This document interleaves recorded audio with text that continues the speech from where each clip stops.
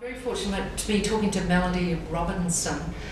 Melodie's really interesting because she specialises in all sorts of things like rugby, and so I love it because you break the stereotype. Tell me how you don't fit the stereotype for a diminutive Māori woman. It's interesting. For a huge amount of the time that I've worked at Sky, there really hasn't been too many Indigenous people involved in the broadcast, despite the fact that the sport is dominated by Indigenous and also migrants. So were you one of the few Māori women? In fact, I don't think I've seen any other Māori women commentating on rugby. No, well, I was the first woman in the world to commentate on rugby, so yeah, luckily I've found a couple of others to come in just recently who have done communication degrees. So I'm hoping that they'll be brought through, but there are not very many at all. And even with the netball coverage, there's currently only one Māori, that's Tini Para. So when you were the only woman in the world commentating on rugby, how long ago was that?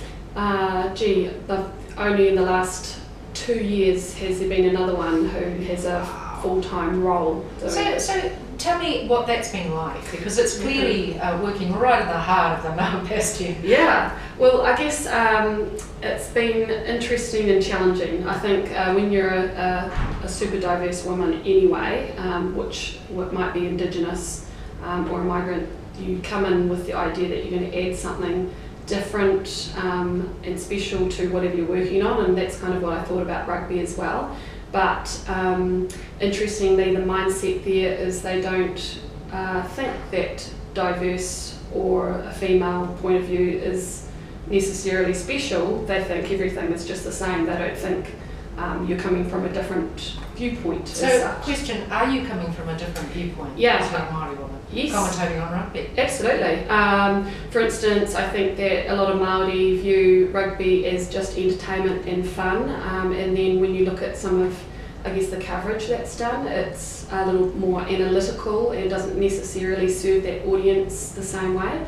So lately they've been trying to make it more entertaining to serve a wider, more diverse audience to bring them in. So yeah, and females do look at sports a little differently because we might want to know about the story behind the athletes. We might be fans, but we don't necessarily want to know about statistics because it bores the living daylights out of us. So yeah. So have you always wanted to walk this slightly different journey? Yes, it was my dream. I wanted to be Keith Quinn, but you know, I don't look like Keith Quinn. And thank goodness. Although we all love Keith. Yeah. And obviously there's nobody else doing it, so it was a bit of a long, tough journey. And now my journey's changed a little now that I'm older, where I want to bring other women into that sport media environment and empower them as well. Talk to me about that pioneering. Why was it hard? It was difficult because you didn't look the part? Didn't look the part. I had to act like a boy to be part of the network and the group.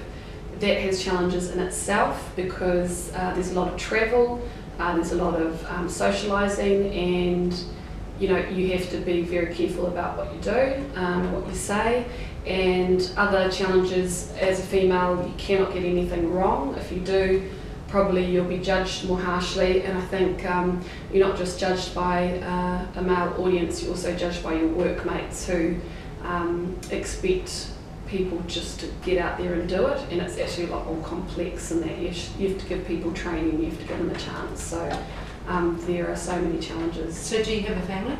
Yes, I've got 2 young boys and a lovely husband. Yeah, they're great. They're great. And so was the Māori aspect of it compounding with the gender aspect of it? Would it have been easier if you were an Anglo-Saxon woman, or would it not have made any difference? It would have been easier if I was blonde with massive breasts.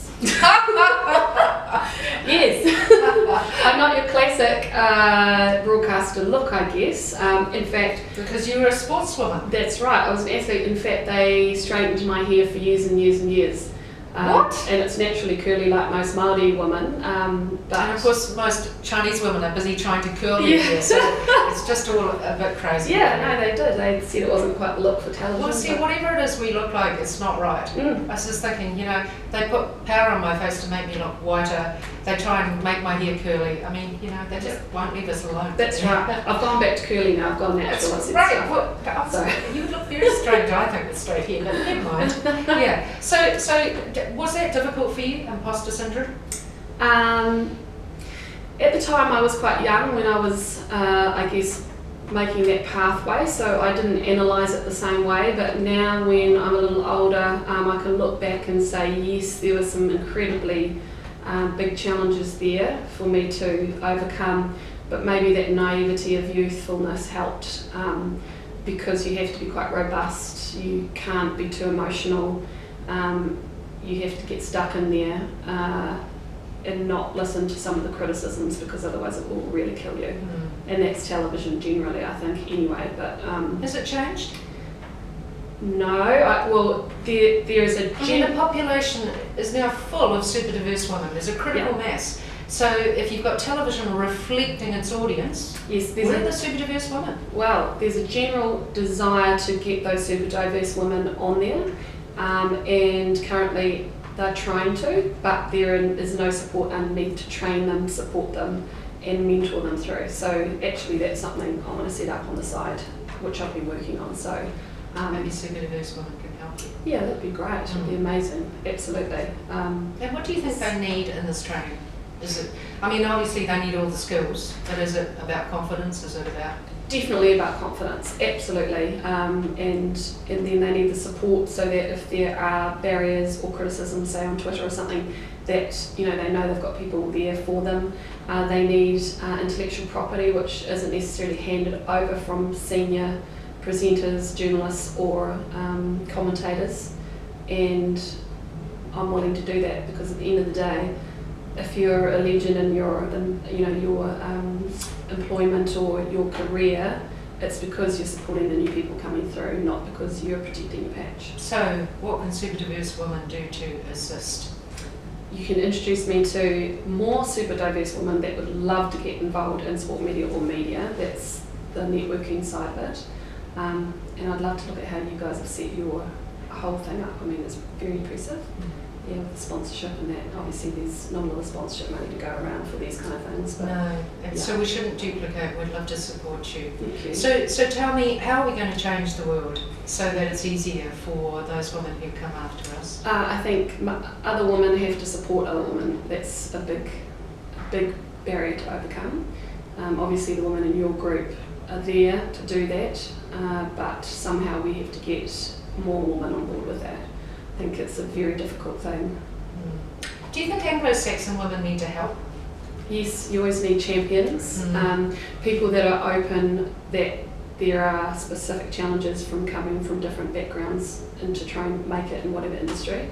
And you need male champions as well, there's no doubt about that, because I think a lot of that unconscious bias is because of the normal general population just saying there's nothing wrong, what do we need to change? Yeah, understood. But how do we change it? We need more people in every single level, in organisations, whatever your industry, your career is. So what next for Melodie? What next for me? So I'm going to set up this incorporated society and get some mentors on board to help, particularly some of the women behind the screens, to come through management. And over the next 2 to 3 years, I'll finish my Masters in Business and look to go away from the on-screen stuff to hopefully get into a management behind-the-scenes position so I can influence better. Yeah. Understood. Yes. Wonderful. Thank you very much. Cool.